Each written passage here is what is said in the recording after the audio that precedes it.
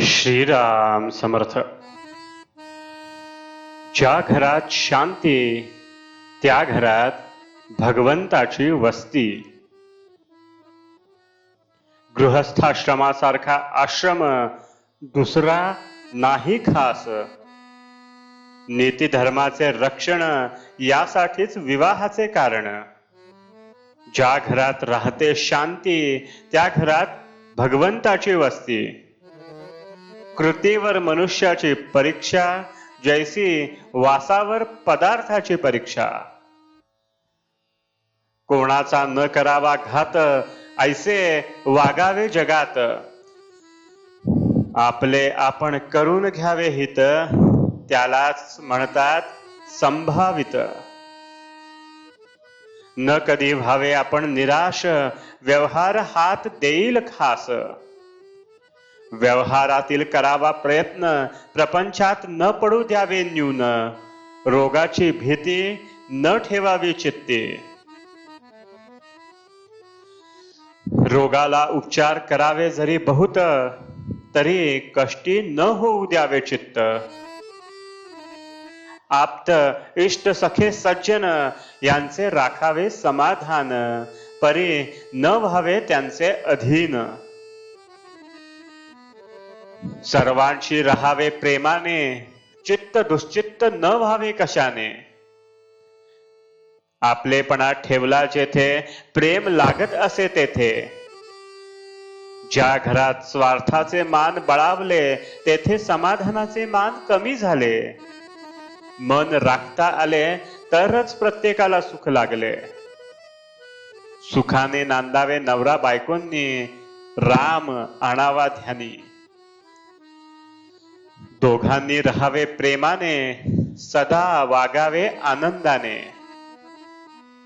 एकमेकांनी दुसऱ्यास दुःख होईल असे न करावे. काळजी वाटेल असे न वागावे. घरातील माणूस मार्गाने चुकले त्यास प्रायश्चित्त हवे खरे पण ते नसावे जन्माचे तेवढ्यापुरते असावे साचे. एखाद्याचे हातून करू नये असे कर्म झाले तरी त्याला सुधारण्याच्या मार्गाने सर्वांनी वागावे. आचरण शुद्ध असावे एक पत्नी व्रत सांभाळावे. प्राण गेला तरी परद्वार करू नये. कोणतेही व्यसन करू नये नीच संगत धरू नये. भलते काम करू नये. गृहछिद्र कोणा सांगू नये. आपला बोज आपण घालवू नये. विश्वासघात कोणाचा करू नये. परदुःखे हसू नये. देह दुःखे त्रासू नये. केला उपकार बोलू नये. मुलाबाळास सांभाळून राहावे. प्रपंचात कधी उदास न व्हावे. प्रेमाने वागावे सर्वांशी सुख राहे निस्वार्थापाशी. आई वडिलांची आज्ञा पाळावी. चांगल्याची संगत धरावी. अभ्यासात लक्ष ठेवून राहावे.